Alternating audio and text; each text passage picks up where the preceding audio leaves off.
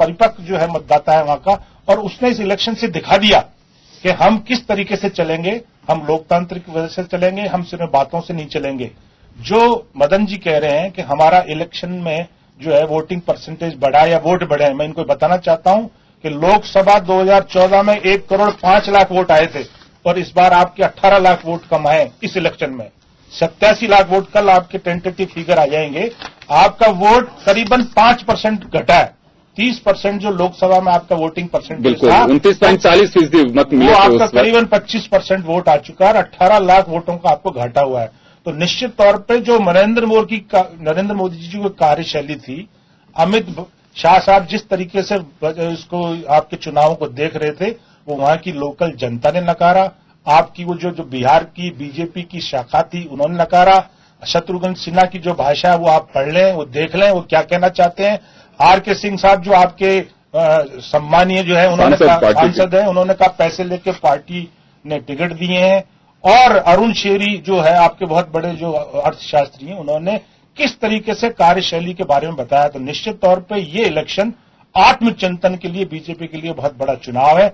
अगर यही कार्यशैली रही आगे, जो कहते हैं कि सिर्फ मैं नरेंद्र मोदी हूं और कोई भी मेरे सामने कुछ नहीं है, तो इस कार्यशैली को जब तक नहीं बदलेंगे, जब तक आगे जो है, आगे तो के जो बंगाल के हुए या तमिलनाडु के हुए या पंजाब के इलेक्शन है, वो तो और भी टफ आने वाले हैं। तो निश्चित तौर पे ये कार्यशैली, ये प्रोग्राम और ये दिशा जो देना चाहते थे मतदाताओं को कि इलेक्शन इस तरीके जाना चाहिए, 1,25,000 करोड़ का जो पहले उन्होंने दिया, वो भाषा देखिए प्रधानमंत्री, कितने दूं 50,000 करोड़, कितने दूं 80,000 करोड़।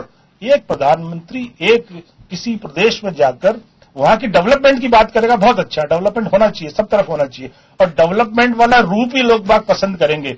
ये पसंद नहीं करेंगे कि आप वहां डेवलपमेंट की बात करके सीधा 5वें चरण में गाय का पोस्टर छापें।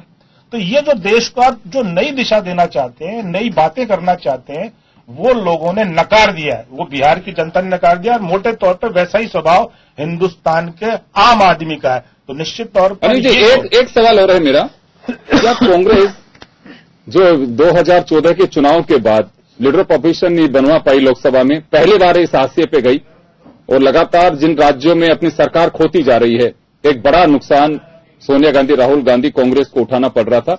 लेकिन बिहार चुनाव में जब पिछली बार हम बात करें 2010 में मात्र 4 सीट थी, लोकसभा में 2 सीट, जहां कभी सत्ता का संचालन कांग्रेस हाथ में रहा करता था, इतना बड़े राज्य का एक बड़ा नुकसान होता जा रहा था लगातार। सीट बेशक कम आई हो, लेकिन अभी भी जो आंकड़ा हम देख रहे हैं करीब 27 सीट मिलती दिखाई दे रही हैं उन्हें। तो एक लग सकता है कि कांग्रेस के एक ऊर्जा के लिए, ये कहें कि कांग्रेस में उत्साह पैदा करने के लिए, कार्यकर्ताओं को एक जनरेट करने के लिए ये काफी अच्छा आंकड़ा कहा जा सकता है। आंकड़ा बहुत अच्छा है। इनके भी वोटिंग परसेंटेज लोकसभा से थोड़ी सी डाउन आएगी, आप देखेंगे जी। कंसोलिडेशन जो हुआ है ना, इनका जो 41 सीटों पे चुनाव लड़े हैं, वहां पर इन्होंने बड़ी मेहनत से चुनाव लड़ा है। और मोटे तौर पर मैंने आपको क्या, बीजेपी जो है मतदाताओं की दिशा चेंज करना चाहती है, हिंदुस्तान के आदमियों का स्वभाव चेंज करना चाहती है। हिंदुस्तान की प्रथा ऐसी रही है कि यहाँ पे हर संप्रदाय का आदमी, हर जाति का आदमी आपस में मिलजुल के रहा हुआ है। तो ऐसी तनावपूर्ण स्थितियों से जो इन्होंने चुनाव लड़ा, उसको एक सबक सिखाने का काम आम मतदाता ने किया, ऐसा मेरा मानना है। तो निश्चित तौर पर ऐसी स्थिति में सब पार्टियों को फायदा हुआ जिसने महागठबंधन में भाग लिया, चाहे वो जनता दल यू है, चाहे वो आरजेडी है। और बल्कि आपका कहना ये ठीक है कि लालू का भविष्य वास्तव में इस इलेक्शन से तय हुआ है, और उनको किसी भी आज 1990 से लेकर 2015 तक 13 इलेक्शन में कभी भी 20% से कम में उनका वोटिंग शेयर नहीं रहा।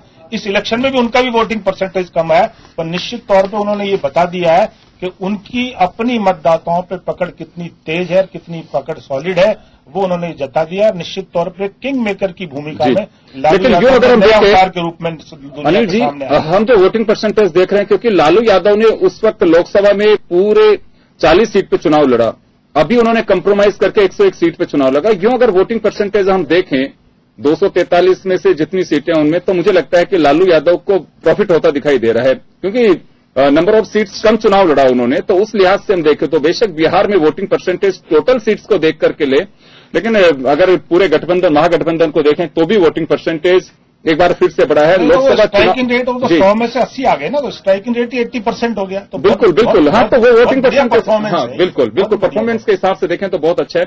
चले मैं आपको दिखाना चाहूंगा नरेंद्र मोदी साहब के उन स्पीचेस पे समीक्षकों ने, प्रतिपक्ष ने जमकर बुनाने की कोशिश की। वो कंट्रोवर्शियल स्पीच के रूप में देखे जा रहे थे। वो कुछ मैं आपको बांध के दिखाना चाहूंगा जो पूरे चुनाव के अंदर लालू यादव बिल्कुल पूरी तरह से नरेंद्र मोदी को घेरते नजर आए। आप जरा सुनिए। मैं सूची देख रहा था, मैं जरा हैरान हो गया।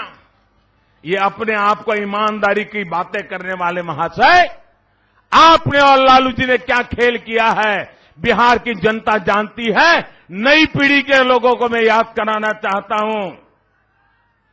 जरा याद कीजिए, अलकतरा घोटाला, दवाई खरीद घोटाला, ट्रांसफार्मर खरीद घोटाला, एस्टीमेट घोटाला, इंजीनियरिंग कॉलेज नॉमिनेशन घोटाला, फर्टिलाइजर सब्सिडी घोटाला, मस्टर रोल घोटाला, राशन किरासन घोटाला, व्याख्याता नियुक्त घोटाला, शराब घोटाला, सिपाही नियुक्ति घोटाला, नलकूप घोटाला, इंदिरा आवास घोटाला, मनरेगा घोटाला, शौचालय घोटाला, कोसी चैनल निर्माण घोटाला, मिड डे मील घोटाला, आंगनवाड़ी घोटाला, मेगा घोटाला, कुलपति नियुक्ति घोटाला, पथ निर्माण घोटाला, पुल निर्माण घोटाला, शिक्षा अभियान घोटाला, टेक्स्ट बुक छपाई घोटाला, कंबल खरीद घोटाला, परिवहन घोटाला, वायरलेस बैटरी घोटाला, बियाड़ा जमीन घोटाला, बुद्ध स्मृति पार्क निर्माण घोटाला, चावल घोटाला, ड्रॉल और डबल पे घोटाला, रेलवे में भी घोटाला।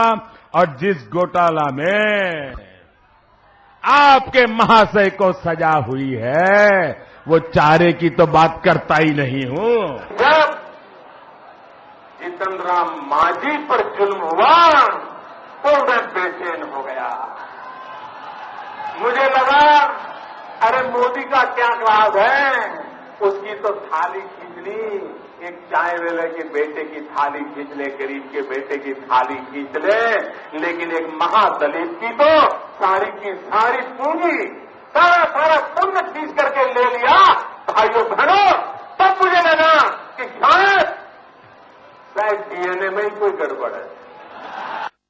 तो नरेंद्र मोदी के आपने वो स्पीच सुने हैं जिसमें कहा उन्होंने कि किसी को थाली परोस के उसके आगे से थाली हटे, यानी कि जीतन राम मांझी का अपमान किया, एक दलित का अपमान किया नीतीश कुमार ने, सीधा सीधा निशाना था। लेकिन इस बयान को वो नहीं बुना पाए। लगातार मांझी ये बात भी कहते रहे कि एक दलित के अपमान का बदला लेने का वक्त है और दलितों को लेना चाहिए। और जो चुनाव के भी हम देखें, रामविलास पासवान, जीतन राम मांझी दोनों को साथ लेकर के चुनाव लड़ा गया, ये कह करके, क्योंकि वहां पे अगर एससी के वोट्स की भी अगर बात करें तो बड़ी संख्या में वहां पे दलित वोट हैं, 18.3% एससी के वोट हैं, जिन्हें बुनाने की कोशिश की जा रही थी एनडीए की ओर